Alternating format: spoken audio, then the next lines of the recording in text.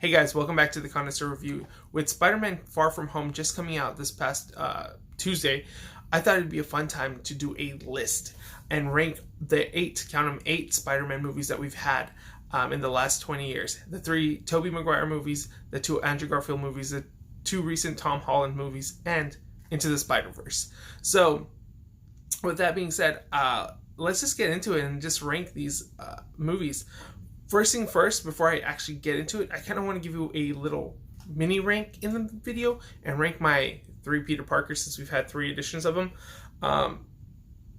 My favorite is close to my heart. He's from my childhood. It's always going to be Tobey Maguire. I think he just captured the awkwardness of being Peter Parker so well, and he was a good Spidey, and we actually got to learn with him.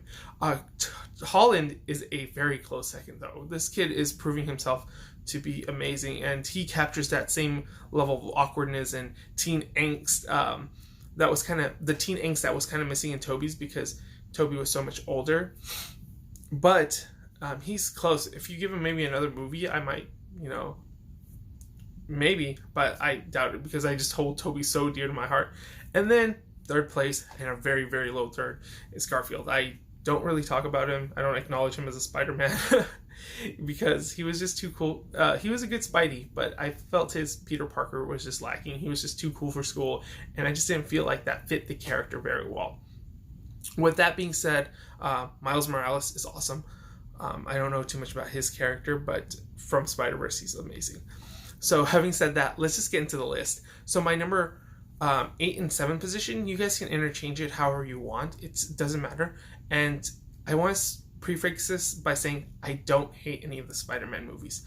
I found enjoyment in all of them. There's something I like about them. I feel like they're all competently made films. They just had these 2 films in particular had just something lacking that separated them from being great movies or even pretty good movies. And that's I put it in the 8th spot. I put Amazing Spider-Man 2, the one with Andrew Garfield. And then maybe on the 7th position, I'll have Spider-Man 3. I feel like they both suffered from the same issue. It was just too much character, too much bloat in the story, that if they just took away some of the layers and just focused in on one main theme, they both could have been pretty good and actually pretty great movies, to be honest. But I just felt like they just tried to do too much. Amazing Spider-Man 2 was just trying to build the Spider-Verse that Sony wanted, their own cinematic universe, and it was just doing too much setup for that, and it just felt like it cluttered up the story. And Spider-Man 3 just had too much going on. I feel like if they just focused on the Sandman or just Venom, it could have been incredible. I think just focusing on Venom would have been just fine. Like, just Peter just struggling with himself, just a kind of a continuation of Spider-Man 2, his internal struggle and him dealing with his him being a hero and all that stuff, and just questioning it. That would have been cool. Number 6th position, I'm going to put The Amazing Spider-Man. I thought this was a really good movie, albeit I always call it 500 Days of Summer 2, because that's what it felt like. The romance and the character building between Peter Parker and Gwen Stacy was really good, and but the thing was, it at times didn't feel like a Spider-Man movie. It felt like a romance movie, and then you kind of just forgot until the action starts coming in, and the action is actually pretty good, and the Lizard is a good villain. There's a lot to like about it, and it was a good reboot. The only bad part was Garfield's Peter Parker, which I thought was too cool for school.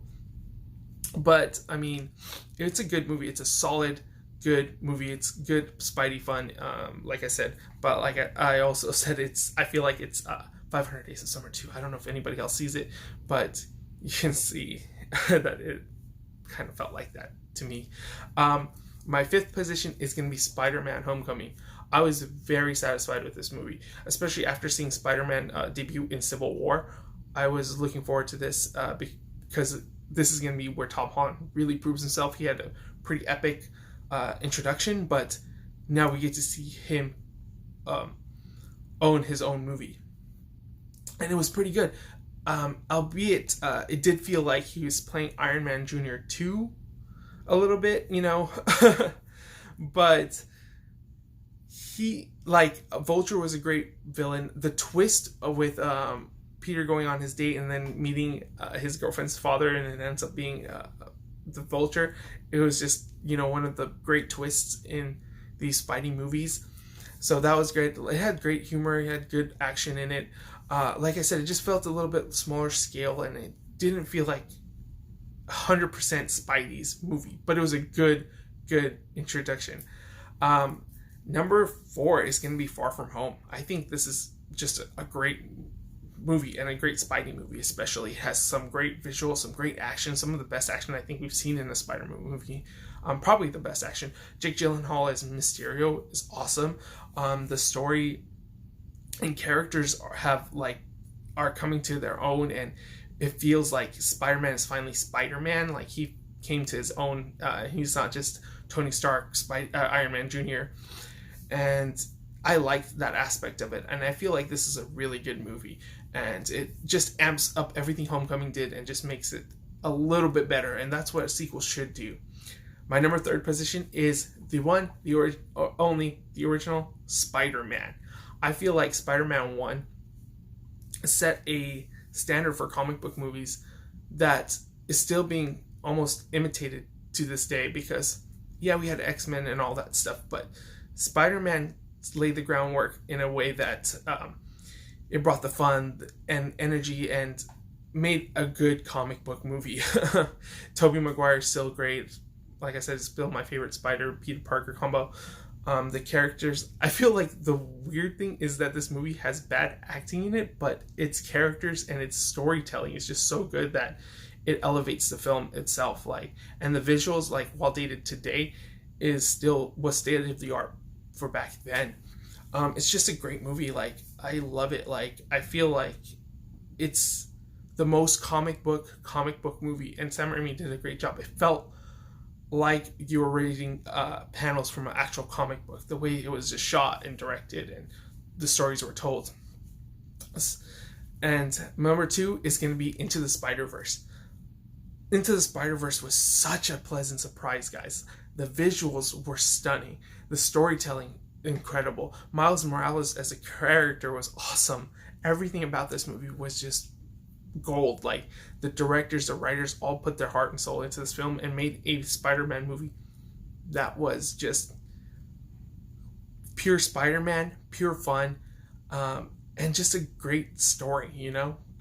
It's a coming of age story, and it's done so well. The music, from the direction, everything about it is just pure bliss.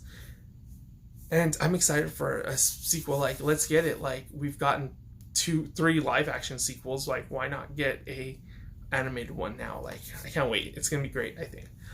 And my favorite one, and it's probably my top 3 comic book movies of all time, is my favorite for a long time. But Spider-Man 2, I feel like Spider-Man 2 is just incredible. Great storytelling, great character developments. Doc Ock is just an iconic villain. He's underappreciated. I don't think people talk about him enough. He's still such a great villain. He should be talked in the ranks of the Joker or Loki or Thanos. He's just that good. And then the movie itself is, I love that it's Peter's internal struggle and him trying to come to his own. It's just great storytelling all around. And like I said, these Sam Raimi Spider-Man movies were just so weird that they had bad acting in spots, but the character moments were just so brilliant, and the storytelling was just so awesome, and that it felt like you were reading a comic book and just seeing it on the big screen, and it's just incredible. And the visuals at the time were just amazing, and they still hold. I mean, they're a little dated, but they still hold up for the most part. But like I said, that's my ranking. It's Spider-Man 2 is my number 1. Spider-Verse is number 2. Spider-Man, the first Sam Raimi one, is number 3. Far From Home is number 4. Homecoming is number 5. Amazing Spider-Man is number 6, and you can interchange Spidey Man 3 and Amazing Spider-Man 2. I feel like they're just the same movie, just with different characters in it. But let me know what your guys' ranking are, just in the comments below. Let me know what your thoughts are on Far From Home, and even what other Spider-Man movies you like. And are you excited to see more Spider-Man? Because I am. After Far From Home, I cannot wait, especially for Spider-Verse 2, and then more MCU. All right, guys. You guys can follow me on my various social media sites at AwesomeRonaldK or on my Tumblr at TheConnoisseur Reviews. All right, guys. Gucci.